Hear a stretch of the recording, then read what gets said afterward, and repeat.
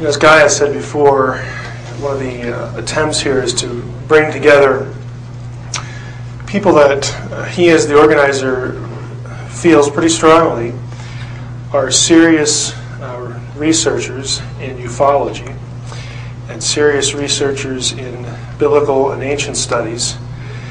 And if you haven't quite figured out why the mix sort of works for us and for him, and I'll include myself in his group as a Christian, should have been illustrated pretty well with Dave Flynn's talk. The reason we think that what is happening to people as they bear witness to things that happen in their lives that are very strange, the reason we attach reality to it, specifically view it as a spiritual reality and a spiritual force, which is not a denial of the physical. The reason we are interested and the reason that we think it's real and worth investigating is because, quite frankly, and I'm hoping that you could tell this from Dave's talk, the ancient texts, specifically the Bible, have had this pegged for a really long time. What we think of all this stuff is that the most coherent, cohesive understanding of everything that's going on both now in technological 21st century garb, as it were, and what has happened and is testified to in antiquity, both in texts and in symbols. The only thing that makes all of that cohere together, or the thing that makes it cohere together the best, we think, is the Judeo-Christian worldview. We're very free to go beyond the Bible. You've heard Enoch quoted here a lot, and I'll introduce you to some other texts in this session. But we think that there is a reason why it coheres, and that is because it is ultimately a spiritual phenomenon that can take very literal, very physical, very real form. And we think that it just makes good sense. It provides some coherence if you can sort of read between the lines in some places and understand the symbology. And ultimately, if you believe in something called a non-physical reality. Now, I realize some of you have come here, and you are essentially, in my mind, a conundrum. On the one hand, there are those who come here that are total materialists, total naturalists. You don't believe in a spiritual reality. And yet you're willing to entertain this thing that people refer to as the alien phenomenon. And yet you resist looking at the alien phenomenon through spiritual eyes. You want these beings to be physical, natural, material beings from another planet. And what we're asking you is to entertain the possibility that, yes, the phenomenon is real, but why don't you try on for size the non-physical reality position? And you don't have to commit to any faith. John Keel, Jacques Vallée, they were there long before we did this conference. They have no spiritual commitments at all. And that is where they went to. Two of the pioneers in ufology concluded that the best explanation was a non-physical, at its heart, reality, and not interplanetary in that sense. So we're taking their work as credible ufologists. We're looking at ancient texts and motifs and wedding the two. And we find that it coheres fairly well. Now, what we're going to do today, and I believe I can keep this to an hour, is go through Genesis 6, make a few observations. There will be a portion of this that we dealt with the Zechariah Sitchin overview of the night before, but not too much of it. And I tried to cut some of the slides out of it as well. But the immediate topic is, as you read here on the screen, Genesis 6 and bloodline hybridization, sons of God, daughters of men, and the Nephilim. What the goal is today is to help you get a little familiarity. If you've never been exposed to Genesis 6, if you have, to start thinking about some of the questions that the passage raises, and there are a lot of them. I looked at this passage a lot, and I still have questions. There are just some things that I wish were clear, and I will be honest with you and tell you what I think I can say with a fair degree of certainty and what I can't. So here's the passage. When humankind, in Hebrew it's ha-adam, Adam is the same word for the proper noun, proper name, Adam, and humankind, same word. When humankind began to multiply on the face of the ground or face of the earth, the daughters were born to them. So the human offspring in this passage are referred to as the daughters. The sons of God, Bnei Ha-Elohim, saw that the daughters of humankind, Banot Ha-Adam, were fair, and they took wives for themselves of all that they chose. And the Lord said, My spirit shall not abide in or with, you can translate the preposition either way, humanity, Ba-Adam, forever, for their flesh, and their days shall be 120 years. It's a limitation of lifespan, is what the verse 3 is talking about.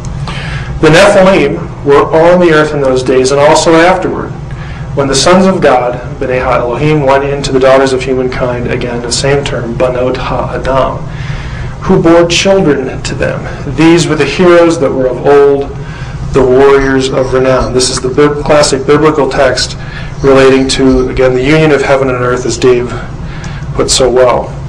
My approach today is to ask some questions and to entertain some possible answers to them.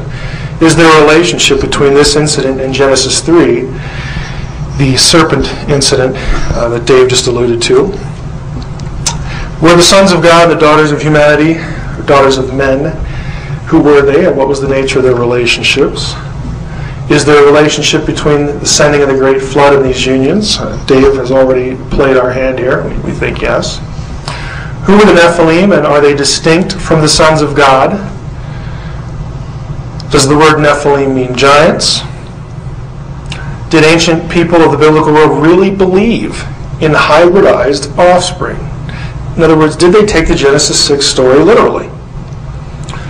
How was the ancient idea, or the idea of giants after the flood, explained in ancient Jewish and biblical traditions? Were the biblical giants friend or foe of Israel, and does this help explain Israel's violent holy wars under Joshua? Those are the questions. So let's start with the first one. Genesis 3, this is the fall passage. Let's take a look at it as a backdrop to Genesis 6. And we all know the story. Again, Dave has sort of provided a nice segue here. We have something called the serpent, or the snake, with Eve in the Garden of Eden, where they have a conversation. And the serpent, the snake, gets her to eat of the forbidden fruit and introduces rebellion, sin, into the world. Of course, Adam is the one who gets ultimately blamed for it because, as Paul says, he sinned knowingly, whereas Eve was deceived. But after that happens, there are curses that are handed out. And in verse 13 here, this is Genesis chapter 3, we read, The Lord God said to the woman, What is this you have done? The woman replied, The serpent, the Hebrew is hanakash, the H with a dot under it is the technically proper Hebrew transliteration right here. CH with the K sound like Loch Ness. The Nakash duped me, and I ate. Then the Lord God said to the Nakash, Because you did this, more cursed shall you be than all cattle and all the wild beasts. On your belly shall you crawl, and dirt shall you eat all the days of your life. I will put enmity, which just means hatred or some adversarial relationship, between you and the woman, and between your offspring, literally it says your seed, and her offspring, again, literally seed. Now the next line is interesting. It's a third masculine singular verb, and you can translate it, he will strike at your head, or you can say, it will strike at your head. And you shall strike at his or its heel. And the reason I do this is because some of you in the room will probably disagree on whether this verse points to a messianic prophecy, he meaning the ultimate seed, Jesus, versus the serpent. That's quite possible. Some Christians don't take this verse that way, but I'm not going to deal with that at all, but I thought I'd be fair to both views here. I have this, of course, in a different color because I want to highlight this idea of seed, and I want to talk about the Nakash a little bit here. If you come to the session where we talk about watchers and serpentine beings, we'll get into some more details about the nature of the curses and whatnot. But for all purposes, several observations are important. These are my views, and If you want to oppose me on them, great, but be armed, because I'm pretty well convinced here. I do not believe that the Nakash was a snake. The seed of the Nakash, I don't think, is Satan. The seed of the Nakash is not Satan, because the Nakash is Satan in later biblical tradition. In the Old Testament, the link between the Nakash, the serpent, and what we would know later as the devil is not actually made. You don't actually have that connection in the Old Testament. You do in the New and in intertestamental Jewish literature. The seed of the Nakash, I'm going to argue, is best understood as plural or collective in its immediate, that is Genesis, context, although the New Testament later particularizes the seed of the woman who would ultimately punish the Nakash as one person, namely Christ. However, the New Testament also pluralizes the seed as well. Let's start in with Nakash here and elaborate on each of those and explain them a little better. What does Nakash mean? It's a very common root, 3 letters in Hebrew, the N, actually the Nun, the Chet, and the Shin, Nakash, which functions as 3 things: a noun, a verb, or an adjective in the Hebrew Bible. Now the question is here, how should we understand it? Because if it's a noun, it has one meaning. If it's a verb, it has a different meaning. And an adjective is actually a third meaning. So if we're looking here, if we take Nakash in its normal noun meaning, the word would mean serpent. Entirely possible. But I've already told you I don't think that's what it is. If you take it as its verb meaning, the verb Nakash means to deceive or to divine. That means the practice of divination. Don't need to elaborate on that. So if you take it in its verbal sense, you would translate this as the deceiver or the diviner. Yeah, that can work, of course.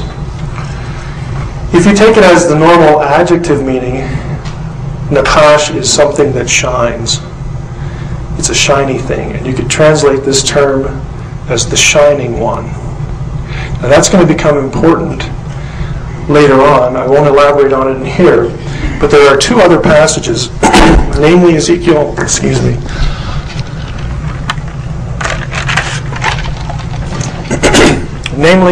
28 and Isaiah 14, that also discuss the incident in the garden. And in both of those, you have a shining and also, I will argue, serpentine being. I think actually all 3 meanings are at play. This is a triple entendre, essentially.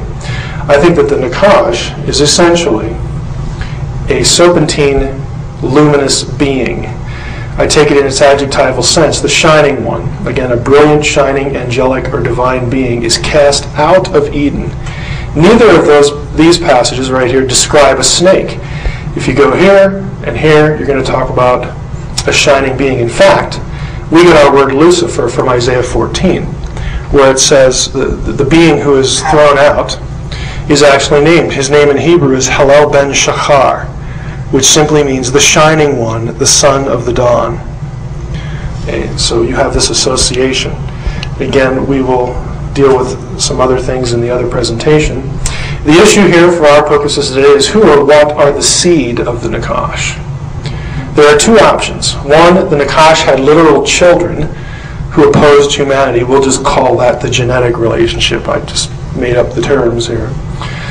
Second possibility is there are those individuals, divine or otherwise, like the Nakash. That is, they have evil intent toward the seed of the woman, that is humanity, and ultimately the Messiah. And these beings follow the original Nakash's example and purposes. By way of example, we use the expression the hometown's favorite son, where this phrase means that the individual sort of represents the town. There's nothing literally genetic, but it's a representational relationship. So those are your 2 options. There's no biblical text that actually takes the first view. In other words, there's no text that has the Nakash, what we later think of as Satan, fathering anyone in a literal genetic, reproductive sense. Although his evil kin, in representing his deed and intent, the sons of God of Genesis 6, were thought to have literally fathered offspring. The guys in Genesis 6 do father literal offspring in Jewish theology.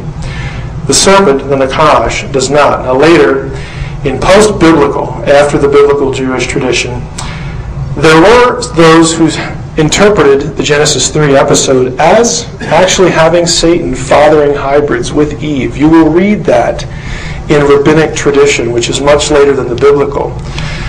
This was actually the rabbinic answer, quote unquote, to the evil line of Cain, who were considered forerunners and progenitors of the daughters of men in Genesis 6.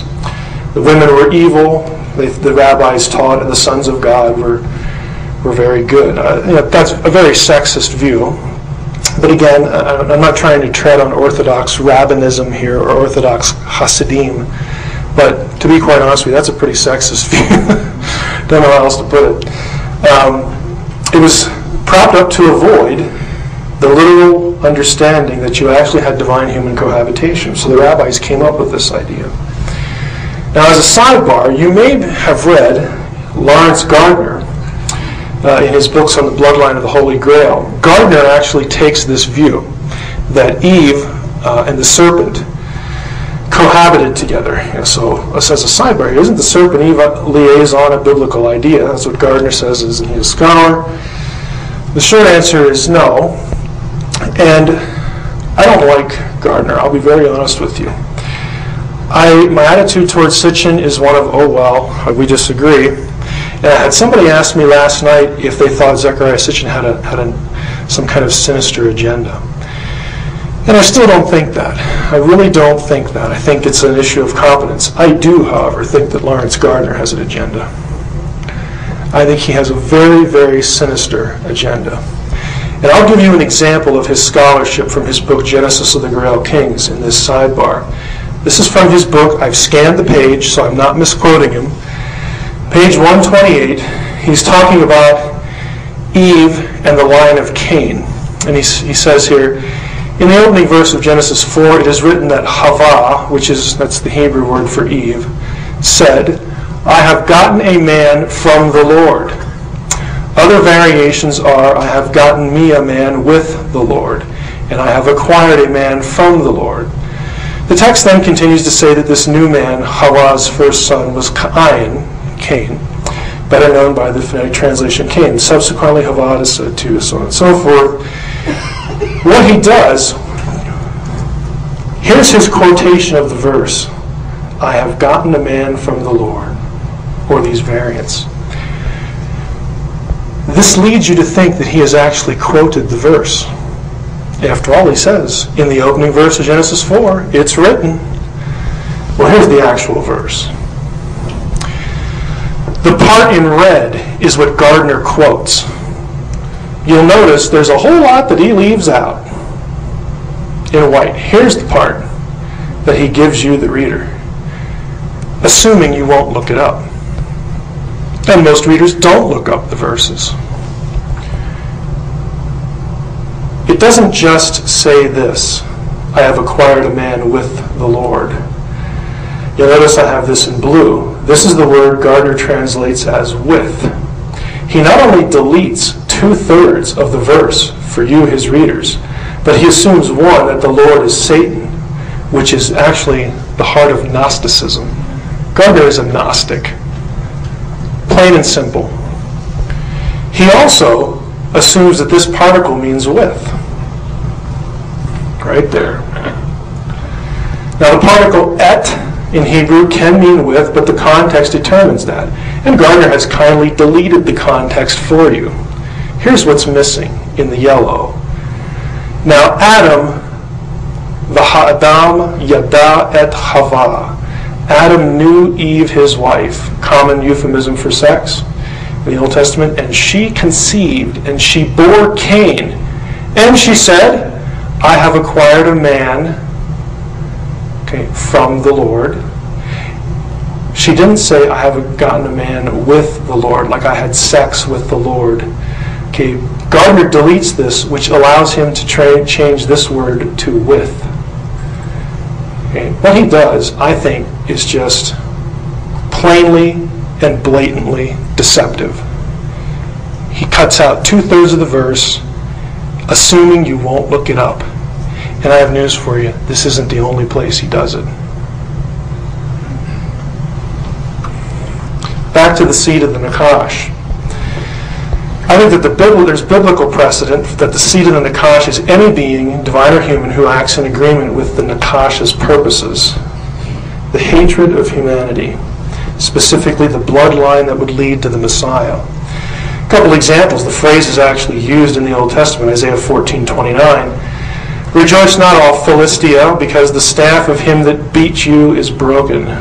This refers to an Assyrian victory over the Philistines. Don't be happy, Philistines, that the Assyrians are now losing their empire status. For from the stalk of a snake, literally the root of the Nakash, there sprouts an asp. A flying seraph or serpent branches out from it. In other words, there's going to come along another demonic enemy that's going to be even worse than you are. John 8:44, you belong to your father, the devil. Now, Jesus is saying this. The people will use this as anti-Semitism in the New Testament. Okay, Jesus was a Jew, and he's not saying all Jews are this. He's targeting the Pharisees, the ones who would later crucify him. This is you got to read it in context. Matthew 3:7. When he saw many of the Pharisees and Sadducees coming to where he was baptizing, he said to them, "You brood of vipers."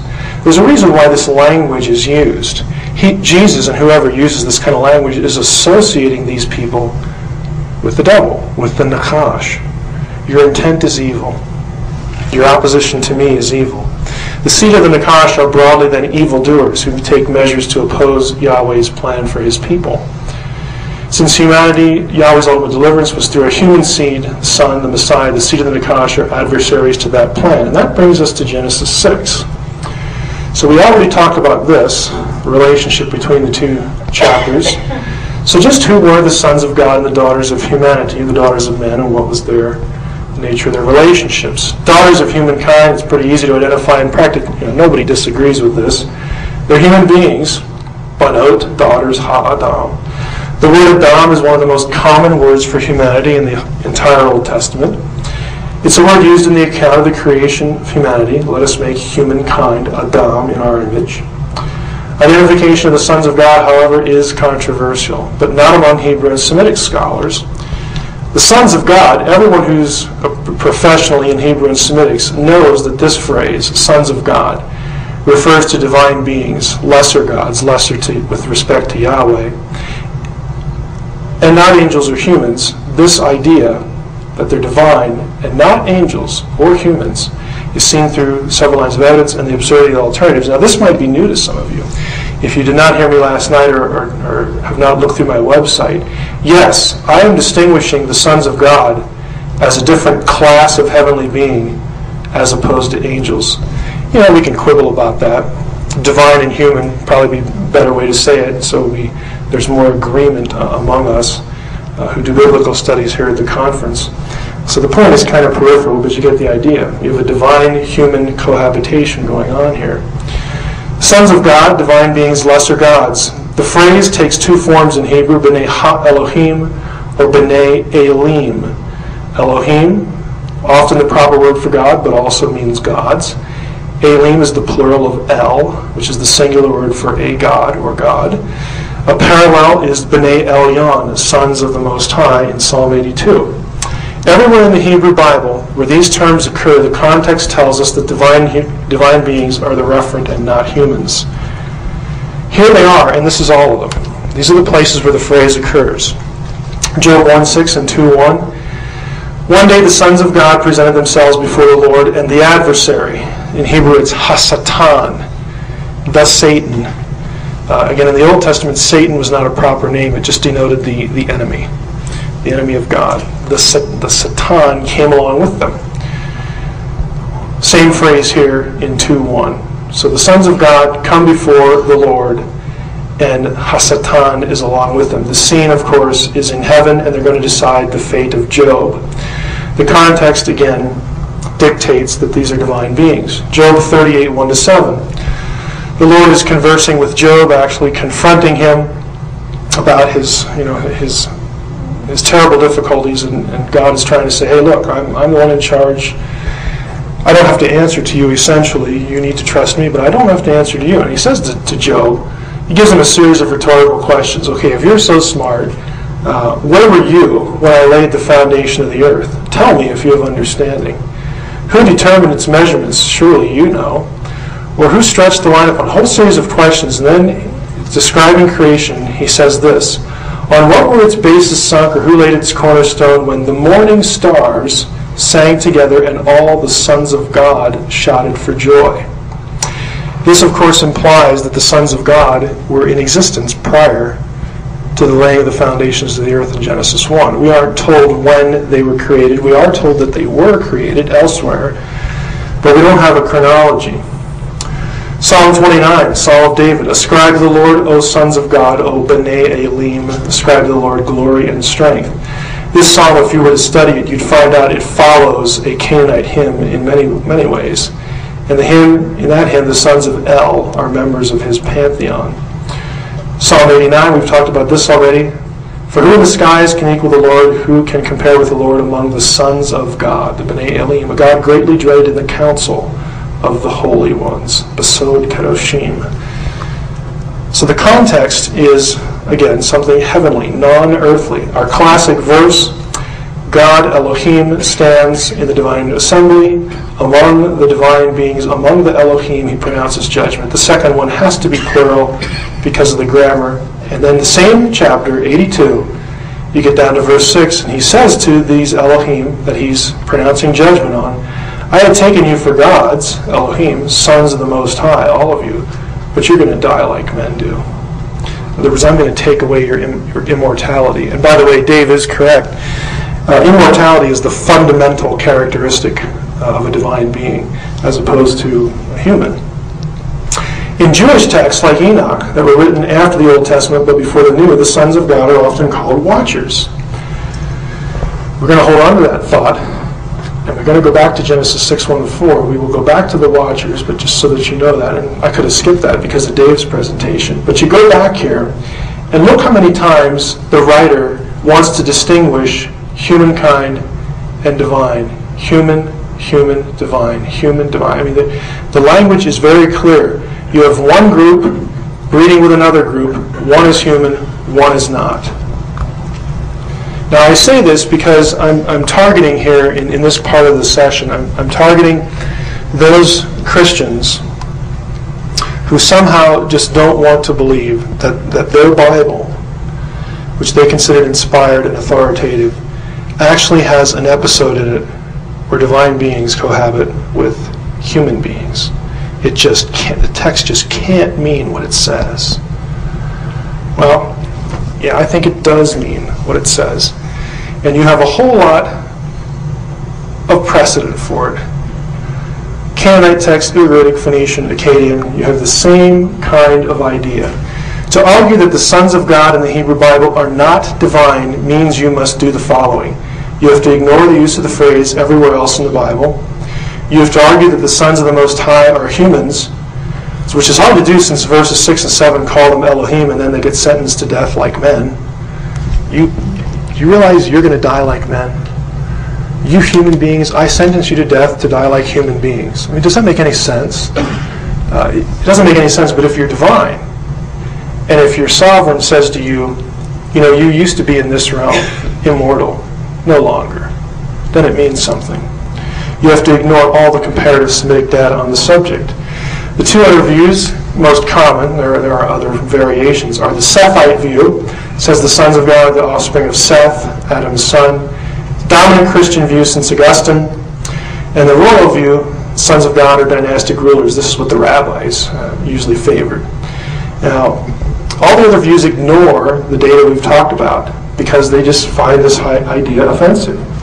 But this is how all Christian and Jewish interpreters took the story up until the 3rd century, the late 3rd century AD, just prior to the time of Augustine. In fact, the only one other than before Augustine who takes a non-literal view of Genesis 6 is Julius Africanus.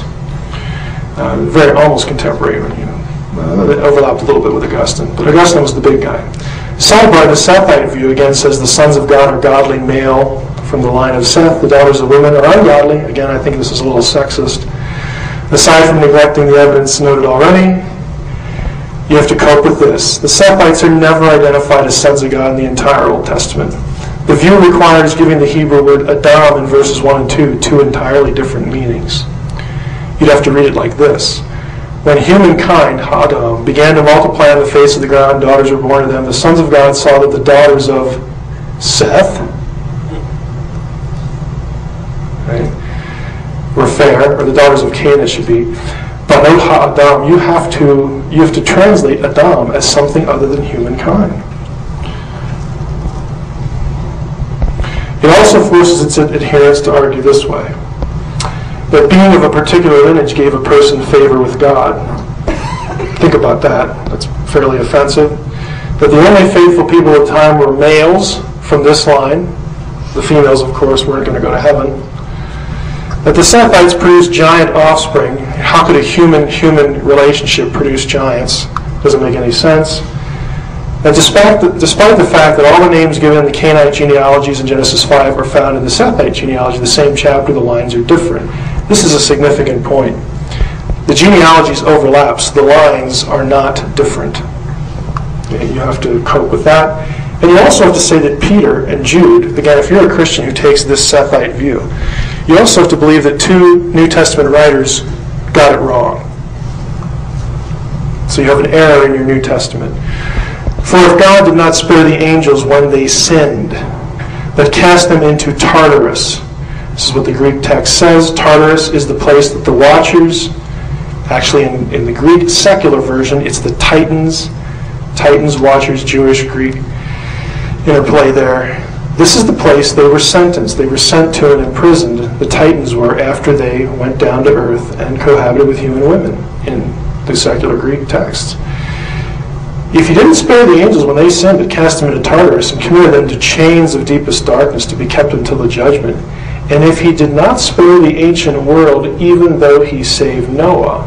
So this contextualizes this, a herald of righteousness with 7 others, when he brought a flood in the world of the ungodly. If God didn't spare them, then he goes on to say, why do you think you're going to get off the hook? Jude 6.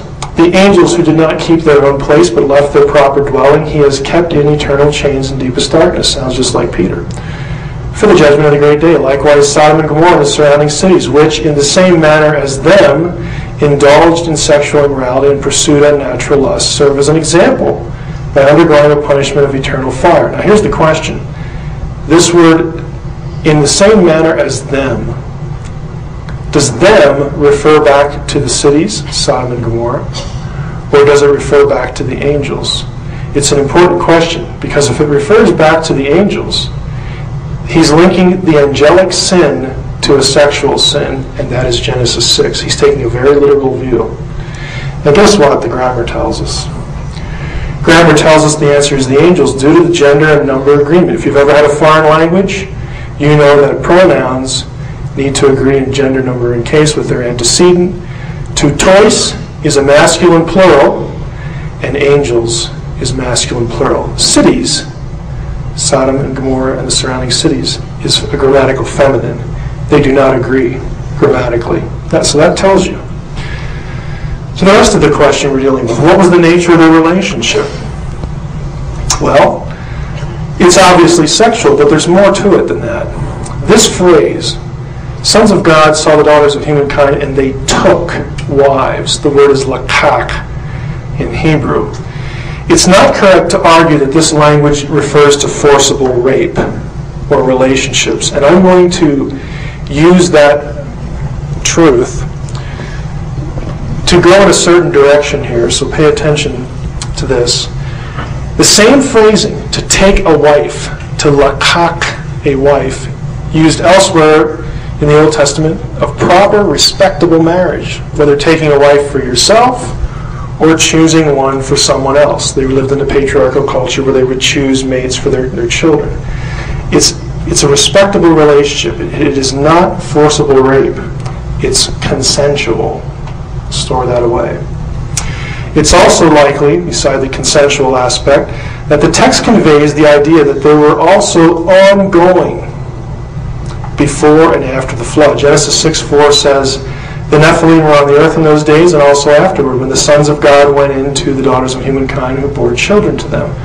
This phrase, also afterward, referring to after the flood. The Hebrew verbs describing how the sons of God went in to the human wives, again another common sexual euphemism in biblical language, is in the imperfect form, which denotes uncompleted, ongoing action. A grammar would call it the frequentative use. The ensuing verb, how the women bore children as a result, is in a construction known as narrative sequence, meaning it carries the same action as the preceding verb. Why do I point this out? Because what this points to, there's an old question we're going to cover. How do you get giants after the flood? There are a variety of views for that. I'm going to suggest, we're going to go through the options, but I'm going to suggest to you that the grammar indicates that the reason you have giants after the flood is because the activity that created giants started again. The flood did not put it to a stop. The flood might have wiped out the product, the offspring, the Nephilim, but it didn't wipe out the sons of God, because they were created when Nephilim died. Enoch calls them watchers. I said last night they're like second generation watchers. And pardon the pun, like father, like son. You have the possibility of ongoing incidents. So we talked about chapters 3 and 6. We talked about the sons of God, the daughters of men. Is there a relationship between the sending of the great flood and these unions? Of course, I'm going to answer yes, and be consistent with David and other things I've said before. There is considerable controversy about this before, because the Genesis account seems to blame humanity. Genesis 6:5 says that God looked down and saw the wickedness of mankind, that every thought of the imagination of his heart was only evil continually. It seems to set the blame on humans, not the sons of God, whereas Jewish traditions like Enoch clearly says the reason the flood was sent was because of the watchers, the sons of God. So why do the traditions disagree, or at least appear to disagree? Why does the Old Testament fault humans when the evil was initiated by the sons of God? Here's my suggested answer. I'm still thinking about this, but the sexual transgressions crossing the boundary of heaven and earth in a grasp for divinity, they were voluntary. That means, down here, we'll go back to Jesus' statement here, giving in marriage, if you go back to Genesis 6, this idea of women voluntarily having relationships with divine beings and fathers voluntarily letting their daughters do this, giving them in marriage, is significant. Because if you're doing this voluntarily, if you're transgressing heaven and earth voluntarily, then you share the blame. Now Jesus adds this comment in Matthew 24:38. Matthew 24, by the way, is Jesus' longest sermon in the New Testament, and he's dealing with the end times. What shall be the signs of thy coming? The disciples asked him. He says, well, I'll give you a few. And one of the comments he has here is, for as in those days before the flood, they were eating and drinking, marrying and giving in marriage until the day Noah entered the ark. Now, this phrase is very rare in the Bible. And if you go back to Noah's day and you read all the biblical material about Noah in Genesis, there's only one kind of marriage going on. And it's the sons of God and the daughters of men. Now, God hasn't said this to you, but he's thinking about next year having a prophetic theme. And if you were here for Dave's talk, there's probably some merit to considering that. He didn't bring up this verse, but Jesus says, hey, when I come back, it's going to be just like it was in the days of Noah, in the days before the flood. Sort of an ominous comment on his part. Next two outline questions. We've covered these subjects. The next two are, who are the Nephilim, and are they distinct from the sons of God, and does the word mean giants or fallen ones?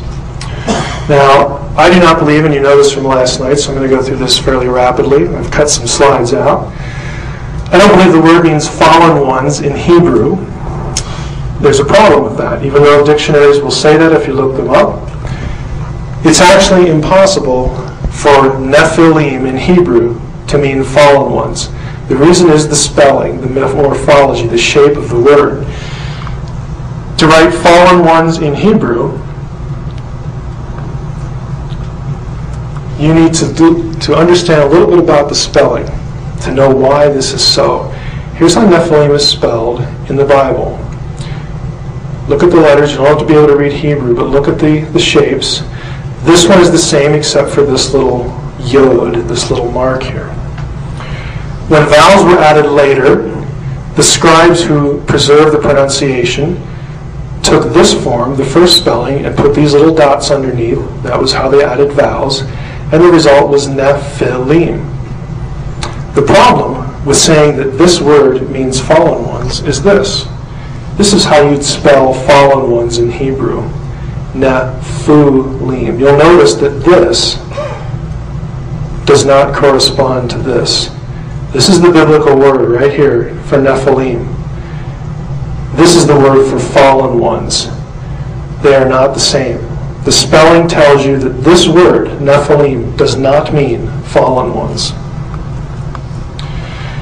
If someone were to argue, well, and this is common in the church, to get away from a literal interpretation, and by the way, one of the audience asked me on the first day about a comment I made about the church that I actually mentioned on Coast to Coast. And it's not that I was in a bad mood, I really mean this. I think that the people who you would think on the surface are the most interested, or should be the most interested in the supernatural, seem to be the least, because the church seems to have strip-mined the supernatural out of the Bible.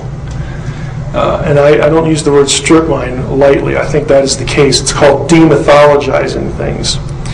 And one of the best ways to do this, if you're interested in demythologizing the Bible, is to say, well, Nephilim means those who fall down or fall upon an enemy like a warrior. That doesn't work either. Because if in Hebrew you wanted to say that, you'd spell it this way. No-phelim. The pointing here, the dots, is different. How do we know, though, that this pointing is correct, that it preserves the original ancient spelling and ancient pronunciation? It's proven by this. This spelling occurs in Numbers 13:33.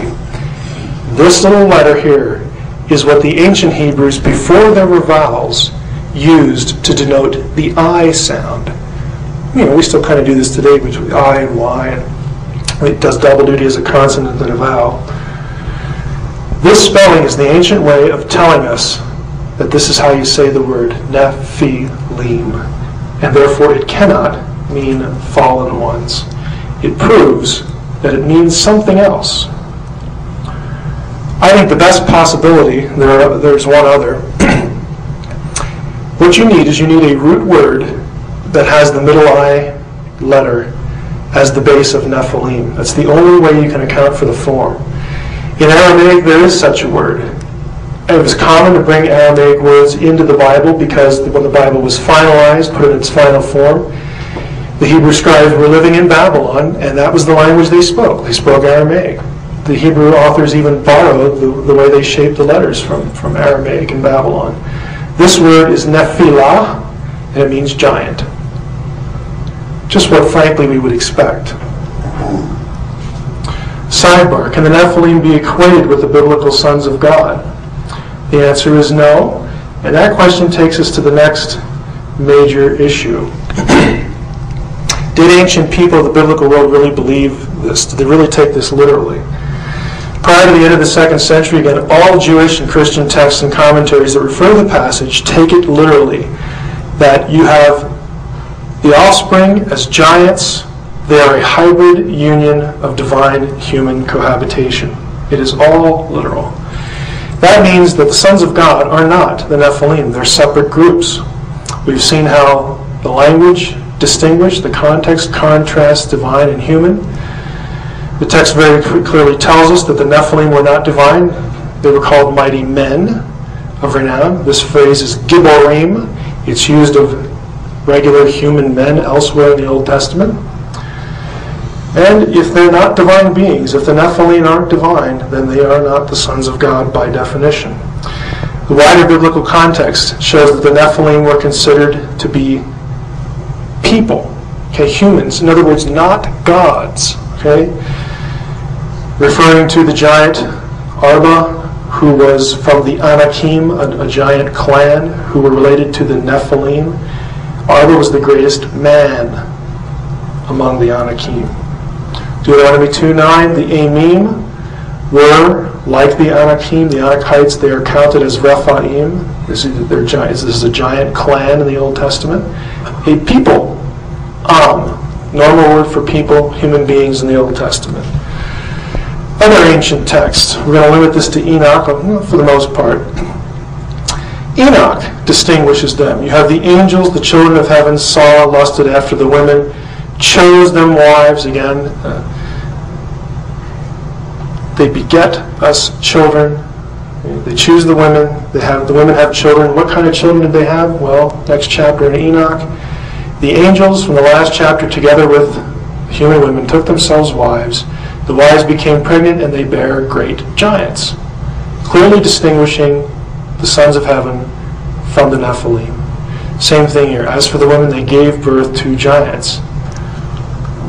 I mention all this because, again, it's common. Zechariah Sitchin is the best example. For some reason, again, I know the reason, he wants to merge the groups. He wants to have the Nephilim be the sons of God. Why? Because he wants Nephilim to mean those who came down from heaven, and he wants that because he wants them to be aliens. He wants them to be the Anunnaki aliens.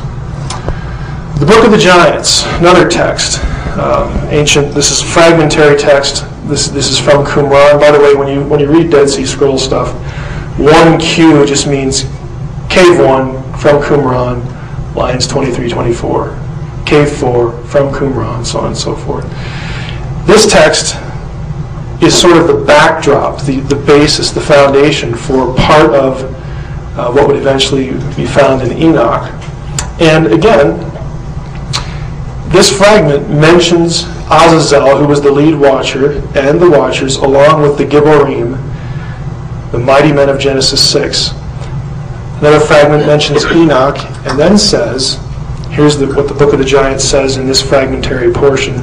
Let it be known to you that, and the rest of the line is gone, we don't have it. Your deeds and those of your wives, again it's gone, there's a gap here. Those, ellipsis, sons and wives of, gone, mentions fornication on the earth, accusing you regarding the deeds of your sons, the corruption which you have committed on it. Again, the ends of the line, the end of the scroll is lost until the coming of Raphael. Now, what this refers to, if you went back to the book of Enoch, Raphael is the one who is sent, as Dave mentioned before, that the watchers actually have to be informed by God what's going to happen to them. Raphael is the one who gets sent back to carry out part of their punishment. Enoch is told what's going to happen. It tells them what's going to happen to them. Raphael is part of the archangel group that carries the punishment out. So it's a reference again to this episode. Book of Jubilees, this is very clear. You have in the days of the angels of the Lord who were called watchers, came down upon earth in order to teach the sons of men and perform judgment and uprightness on the earth. It makes it sound good. And if you read Jubilees, that's a little different because the watchers come down and, we're just going to help. But they wind up becoming corrupted. In this, verse 22, 7 lines later, the watchers, the ones who sinned with the daughters of men, began to mingle themselves with the daughters of men so that they might be polluted. Okay, so it's viewed as a negative thing. Another Qumran fragment mentions the Gibborim, who are born to the angels, separate groups. Again, another text, Genesis Apocryphon. This is a Dead Sea Scroll text. It's sort of the rest of the story of the first 15 chapters of Genesis. The text reads, Behold, I considered in my heart that this conception was from the watchers and from the holy ones. Now with respect to the Nephilim, and the rest of the line's missing, so we don't know what was going to be said about the Nephilim. But again, they're the offspring. This is actually an interesting text. If you weren't here last night, I'll let you know what this is dealing with. This deals with a conversation between Lamech, who was the father of Noah, and his wife, Bathanosh, where he suspects that the child she's carrying, who's going to be Noah, is actually an offspring of the watchers. And he confronts her. He says, I want to know if that's my kid. And she says, well, you better believe it's your kid. And it's kind of funny. She asks, don't you remember the other night? And he doesn't buy it. The funny thing is he doesn't buy it.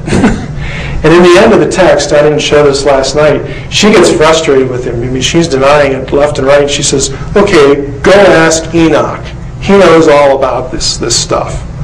like he's going to be able to prove it somehow. But it's kind of an interesting text again. They took it literally. They took the Genesis incident literally. No, yeah, maybe he was. How is the idea of the giants after the flood explained in Jewish and biblical traditions? So we know they took it literally, and that presented sort of a problem with this line in Genesis about there being giants, Nephilim on the earth in those days and after. Those two little words just, vexed people a lot.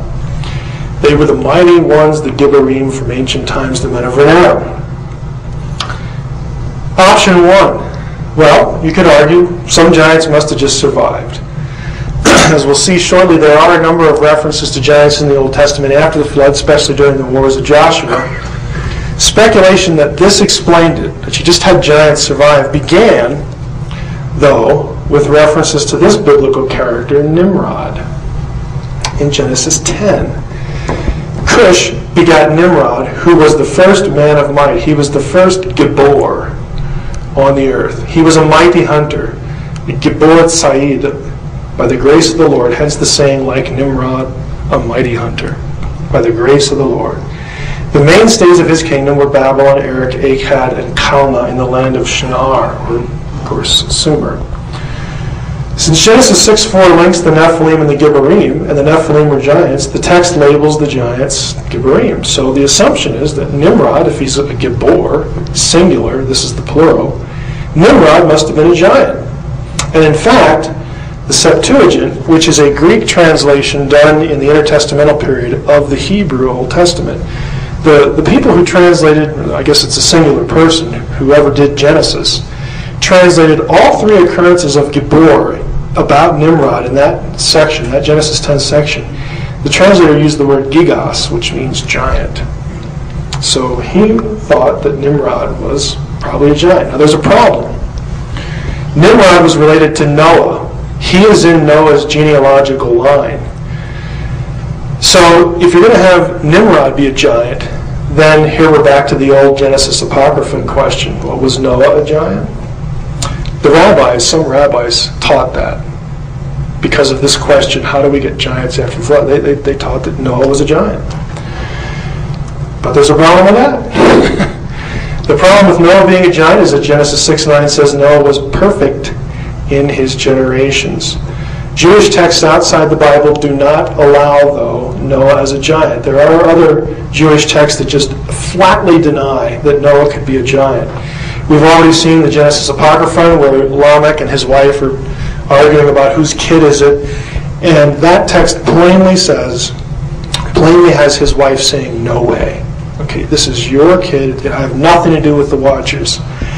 The book of Enoch denies that Noah is a giant. Gentile, non-Jewish writers, though, did preserve that tradition. They did favor that view, that Noah and Nimrod were giants.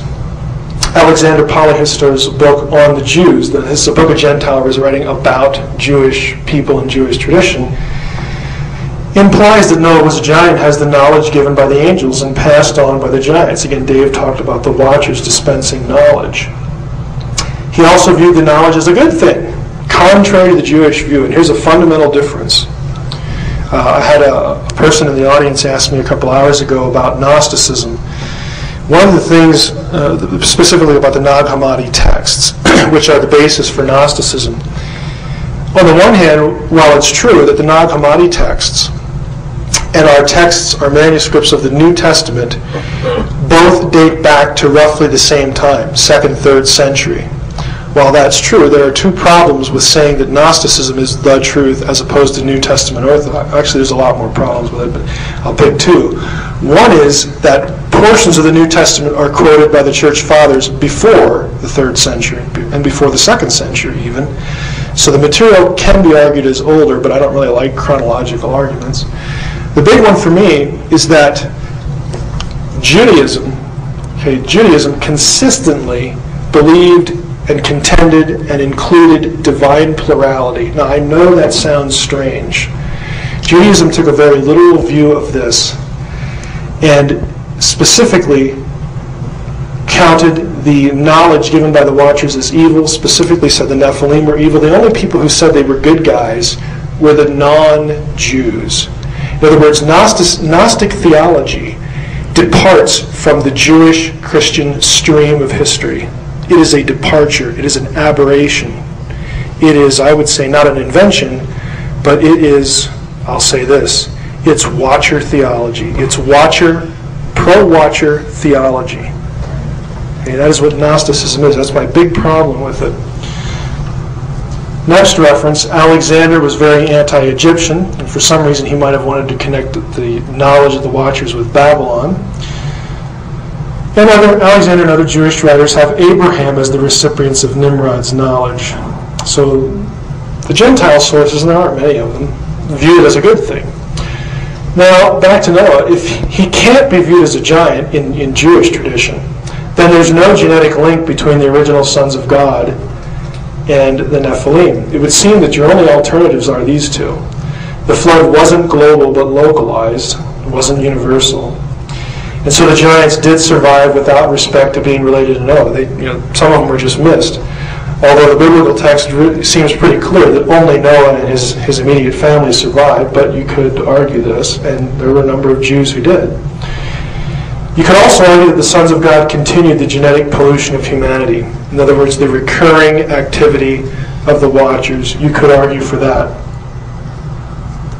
Again, there are obstacles with each alternative. The local flood view has been well articulated, but a truly global flood cannot be ruled out of the biblical text. And I mentioned last night that I do prefer a catastrophist model. I just think catastrophism explains a lot on a global scale. You could, though, cheat. You could have both a global and local flood event in simultaneity. How do you do that? Well, here's how you cheat. You could say, well, originally, the earth was Pangea, one landmass, so that the actual water doesn't necessarily have to cover the globe. It only covers part of the globe, but yet still part of the earth. And then the continents divide, continental drift. And that's why you have a collective memory of the flood among all civilizations. So you actually have a global, a flood that covers the whole landmass, but not over the entire globe. So you could cheat. I don't know if you want to cheat, but you could. You also have a problem with the repeat transgression. I'll be honest with you. I favor this view, but Numbers 13 might be a problem with it, and this is something I still need to think through. Very plainly says, we saw the Nephilim. Now watch this. Here's one spelling, right here, the middle letter. And here's the other one.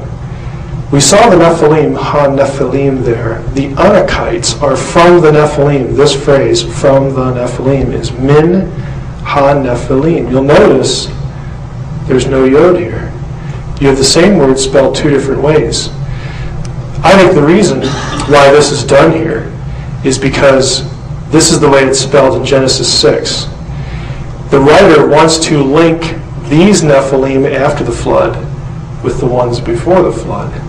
And if that's the case, if the Anakim came from, in other words, were related to the Nephilim from before the flood, you don't need continuing activity.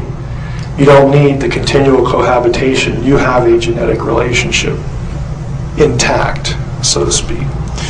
Now finally, biblical giants, friend or foe of Israel, were they? Do you see these in the Bible? We've already hinted at, of course, yes you do. And does it help explain Israel's violent holy wars under Joshua?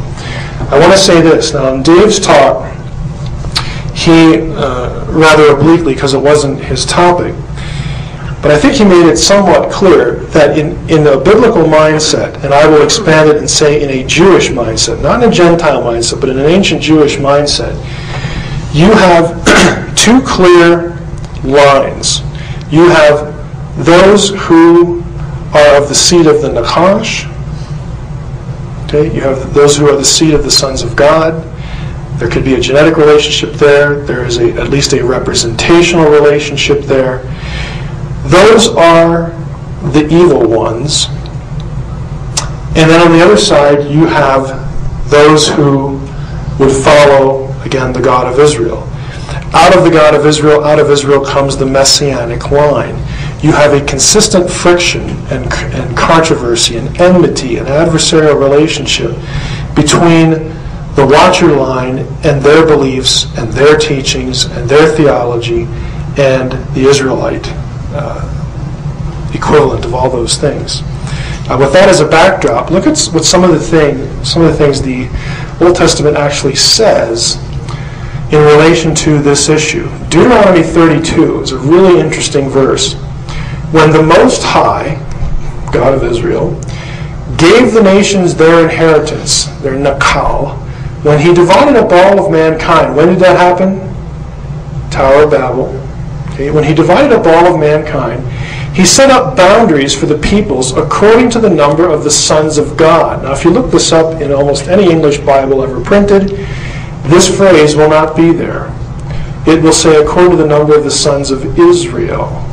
But the Septuagint and the Dead Sea Scrolls read the sons of God.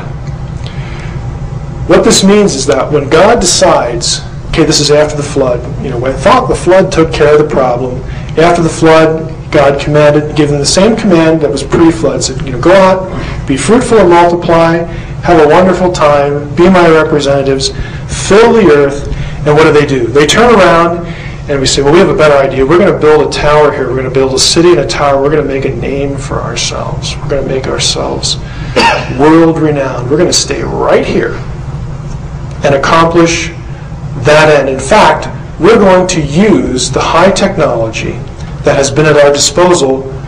And where do we get that? Enoch tells us, the sons of God, the Watchers. We think this is really cool. If someone came up to you, essentially a watcher, and said, hey, you want to know what makes the universe tick? You want to know how to use the material world to build things and learn things? We know that. We can tell you. And it's only coming at a small price. The small price being what Enoch says they did, second generation watchers did.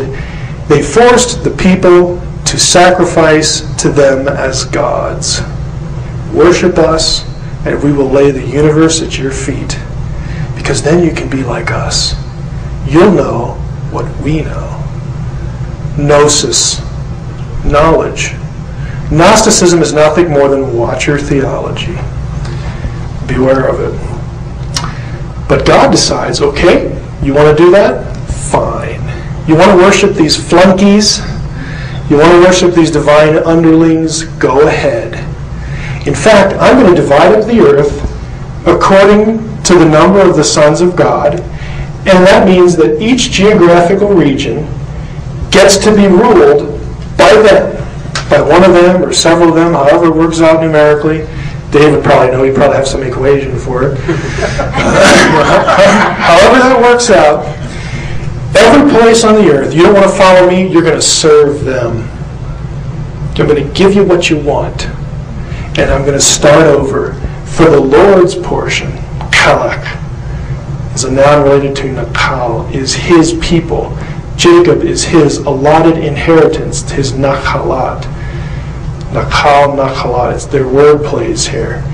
God says, I'm going to start over. And what does he do? In the very next chapter, after the Tower of Babel episode, Genesis 12, he calls Abraham and says, come here, Abraham, I'm going to make of you a great nation. I'm going to start over.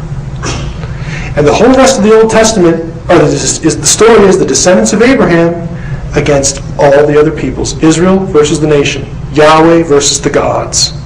That's the Old Testament. And if you miss that, you understand a truckload of what's going on in the Old Testament. Now, Deuteronomy 4 is a parallel passage. Moses is rehearsing this, speaking this. When you look up to the sky and see the sun, the moon, and the stars, all the heavenly array, the heavenly host, do not be enticed into bowing down to them. Moses is speaking to Israelites now. Yahweh's portion, Yahweh's people. Don't you dare worship them. Do not be enticed into bowing down to them and worshiping things the Lord your God has apportioned. There's the word again, kalak. That the Lord appointed them. He appointed the sun, moon, and stars to all the nations under heaven. But as for you, the Lord took you and brought you out of the fiery furnace out of Egypt to be the people of his inheritance, as you now are. He's saying, look, remember this episode when God divided up the nations, put them under the authority of the watchers, the sons of God, said, I'm going to give you what you want, but Israel is my own. And Moses tells the Israelites, don't you dare worship them, because you belong to Yahweh. They belong to the watchers. It is a cosmic and earthly conflict. Deuteronomy 29. All the nations will ask, why has the Lord done this to this land? What happens if we disobey and things go bad? Why is his fierce burning anger? The answer will be, it's because this people, the Israelites, again in context, abandoned the covenant of the Lord, the God of their fathers, the covenant he made with them when he brought them out of Egypt. They went off and worshipped other gods and bowed down to them, gods they did not know, gods he, Yahweh, had allotted. There's that word again, kalach. Gods that Yahweh had allotted to them. Again, God deliberately allotted the fallen gods to the nations to distance himself from them and place them under the control of the fallen Elohim. What you have here, this is the Old Testament rationale and explanation for why the other nations have their pantheons. It's because God sentenced them to that status, that position. It was a punishment. You don't want to obey me? Fine. You want to worship these flunkies? Fine. We'll see how you like it. That's why the rest of the Old Testament is, if you want to be in right relationship to God, you have to go through Israel. That's why Israel is called a kingdom of priests. What does a priest do? They're intermediaries. They're mediators. You had to be in the nation. It's also why, just rabbit trailing a little bit here, there are some obscure references in the Old Testament to this idea of divine territoriality, that the nations are under the rule of territorial beings, the fallen gods of Genesis 6. The episode with Naaman and Elisha, you might be familiar with it. If you're not, there was a guy from Syria named Naaman. He had leprosy. He couldn't get healed from it, couldn't get cured. He has a little servant girl who was a slave brought over from the Israelites after some war. And she says, the little girl walks up to the king, the little servant says, well, if you got this problem, why don't you just go over to Israel and go talk to Elisha, he'll heal you. And he goes, well, okay, might as well try it. He goes over, and Elisha does heal him, and he wants to pay the prophet out of gratitude. Elisha won't take anything, and then he asks a question. It's so obscure. But he says, okay, if you won't take anything for payment, is it okay if I take some bags of dirt back with me to my country? Elisha says, okay, that'd be all right.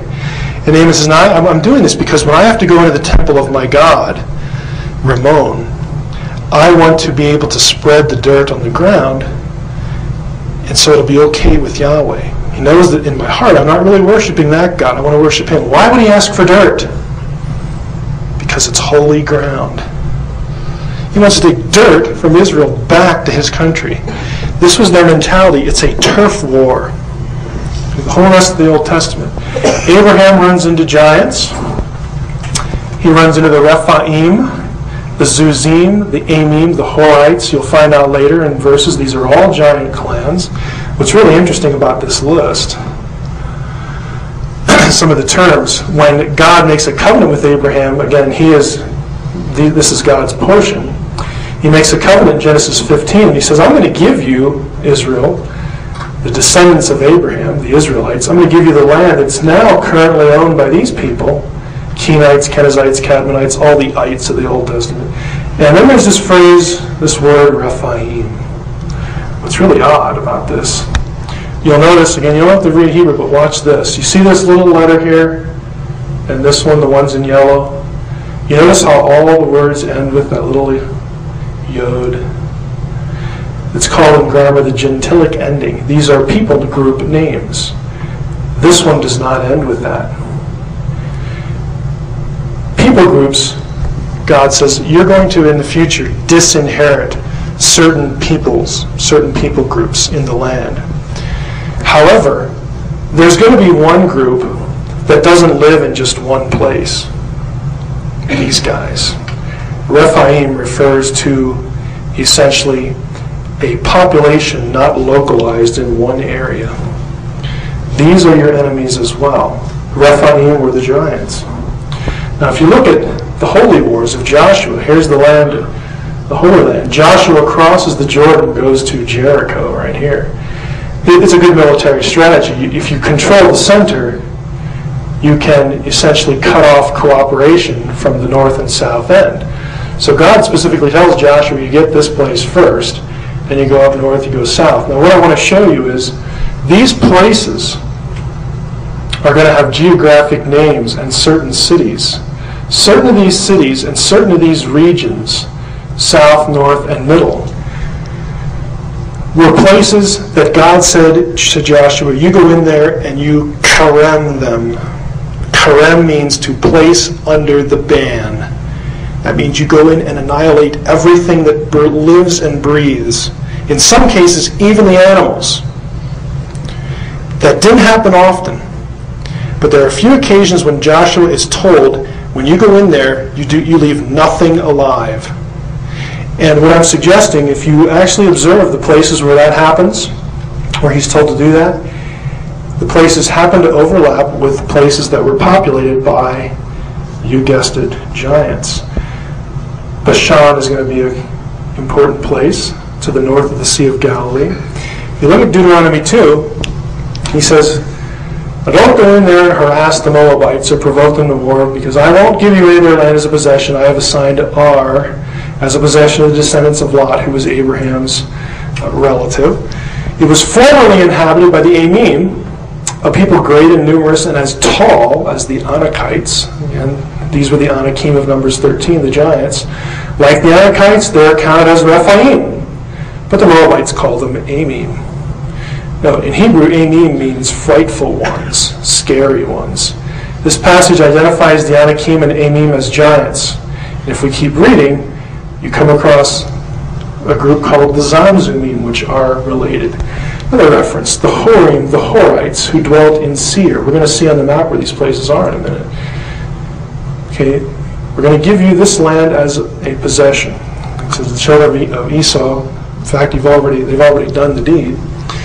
He goes in Deuteronomy 2, continuing on, he says, you will then be close to the Ammonites, don't harass them or start a fight with them, for I will not give any part of the land of the Ammonites to you as a possession. That goes to Lot. It too is counted as Rephaim country. It was formerly inhabited by Rephaim, whom the Ammonites called the Zamzummim. So this is a giant clan. And again, linking them to the Anakim, the Anakites. The Lord wiped them out so that the Ammonites dispossessed them and settled in their place, as he did for the descendants of Esau who lived in Seir. Also to the Avim. This is really interesting. It only shows up one time. Avim in Hebrew means serpents. It could be serpent worshippers or serpentine something, but they're a clan. Possibly descendants of the serpent, descendants of the Nakash. There could be a linkage. Gaza is a Philistine city. Remember Goliath? Okay, he was a Philistine. The Caphtorim, oh, here we go with Dave's presentation again. The Caphtorim come from Crete. Continue on with Deuteronomy 2. Sihon, the Amorite, the king of Heshbon, is specifically targeted. They send messengers in, solicit for peace, and God's already told them it's not going to happen. You go in and wipe them out. The king of Heshbon refused to let us pass through because the Lord had stiffened his will and hardened his heart. God says, get up, begin the occupation, take possession of the land. Now, who were these people? Sihon and Og were kings over the same people, over the Amorites. Og lived in Bashan. Bashan is the larger geographical region for this place, Ashtaroth. We made our way up the road toward Bashan. The King Og of Bashan with all his men took the field against us at Edrei. Edrei and Ashtaroth are two cities mentioned in Ugaritic texts with this place, but Ugaritic spelled Bashan differently than the Hebrews did. Instead of B-S-H-N, Bashan, they spelled it B-T-H-N. The sh and the th sound in the dialects were the same, but the spellings were different. It's a dialectical difference. Guess what Bathan means in Ugaritic? Serpent. This is the place of the serpent. This was a scary place to the Israelites. And they're commanded, you go in there and you get the job done. Sihon, the king of the Amorites who lived in Heshbon, Og of Bashan, they go in and conquer them. Who was Og down here? Only King Og of Bashan was left of the remaining Rephaim. His bedstead, an iron bedstead, is now in Rabbah of the Ammonites. It is 9 cubits long and 4 cubits wide by the standard cubit. That is roughly 13 or 14 feet long. He is from the Rephaim. He was a descendant of the giants. Other places put to the Kerem, Joshua 10, where you have different people groups mentioned. The Perizzites. They go into the territory of the Perizzites and the Rephaim, which is located in the hill country of the Rephaim. Here we have a reference to Arba, the father of the Anakim. The place is Kiriath Arba, also called Hebron. That's a place that was put under the ban. They went up to the Negev and came to Hebron, where there lived Ahiman, Sheshai, and Talmai, the Anakim. The Anakim, part of the Nephilim. Joshua went in and wiped out the Anakim. There's Hebron, Davir, Anab. All these cities, Joshua proscribed them. He put them under the ban. One more example, David defeating the Philistines. The Philistines, at the famous David and Goliath confrontation, the Philistines came and spread out over the valley of the Rephaim. That was where they set their camp. That was their turf. Joshua 15:8. Then the boundary, what's this valley? What's the valley of the Rephaim? The boundary ascended into the valley, which is the Hebrew word Geh, of Beth Hinnom. The Geh of Beth Hinnom, along the southern flank of the Jebusites, that is Jerusalem. So it's very close to Jerusalem. The boundary then ran up the top of the hill which flanks the valley of Hinnom, Geh Hinnom, on the west, at the northern end of the valley of the Rephaim. And where is that? The Hinnom Valley is a deep, narrow ravine located in Jerusalem, running south from the Jaffa Gate, so on and so forth. The term comes from son of Hinnom, the Hinnom Valley. In Hebrew, it is the Geh Hinnom. When translated into Greek, it is Gehenna, from which the word and concept of hell originated. The point is that the valley of the Rephaim was essentially, to the Israelite, hell. This is where the descendants of the Nephilim, the descendants of the Nakash, the seed of the Nakash, live. And in the Old Testament, you have nothing more than a series of episodes. Once Yahweh's portion is redeemed from Egypt and told to go into the land, their first job is to go directly in confrontation with the seed of the Watchers. The Old Testament is a cosmic turf war. Okay, it's not just random, it's not just purposeless. There is a deliberate opposition between one line and another line. It goes all the way back to Genesis 6, it goes all the way back to Genesis 3. And again, hopefully you heard Dave's presentation, because all of these areas, again, are related to giantism, and there are connections with the area of Tyre, the Philistine strongholds, Crete, all these things. Now, when we get to the serpentine presentation, you'll see what the Tyre connection is, because that's Ezekiel 28, where a divine being, again, is expelled from the garden. Same story, but there's a connection with Tyre, or as Dave would say, Sidon, okay, Sidonia. That's what we have for now, and I'm all done. Guy wants to hold questions. Okay.